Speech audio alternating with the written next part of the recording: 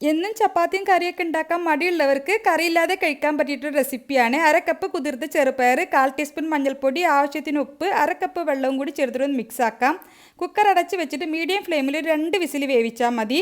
ഇനി പാനിലേക്ക് വെളിച്ചെണ്ണ ഒഴിക്കുക. ഒരു സവാള, ഒരു പച്ചമുളക്, കുറച്ച് കറിവേപ്പില ചേർത്തിട്ട് ഒന്ന് വഴറ്റിയെടുക്കുക.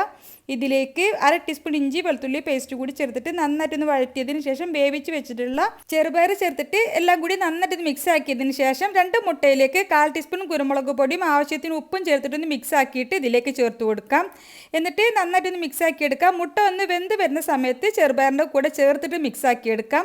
എല്ലാം കൂടി നന്നായിട്ട് മിക്സായി വന്നാൽ 2 ടേബിൾ സ്പൂൺ മല്ലിയിൽ ചെറുതായിട്ട് കട്ട് ചെയ്തത് കൂടി ചേർത്തിട്ട് നന്നായിട്ടൊന്ന് മിക്സ് ആക്കിയിട്ട് തണുക്കാനായിട്ട് മാറ്റി വെക്കാം. ഇനി ചപ്പാത്തി മാവ് എടുത്തിട്ടുണ്ട്. ഒരു ബോൾ എടുത്തിട്ട് സാധാരണ നമ്മൾ ചപ്പാത്തിക്ക് പരത്തുന്ന പോലെ പരത്തിയെടുക്കാം.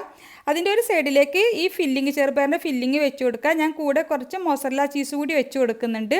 ചീസ് ഓപ്ഷണലാണ്, കയ്യിലുണ്ടെങ്കിൽ ചേർക്കുകയാണെങ്കിൽ കൂടുതൽ ടേസ്റ്റ് ആയിരിക്കും. ഇനി ഇതുപോലെ ഒരു ഫോർക്ക് വെച്ചിട്ടൊന്ന് ലോക്ക് ചെയ്ത് കൊടുത്തതിന് ശേഷം നമുക്കിത് ചുട്ടെടുക്കാം. ഒരു സൈഡിൽ നിന്ന് വെന്ത് വന്നാലും മറിച്ചിട്ട് കൊടുക്കാം.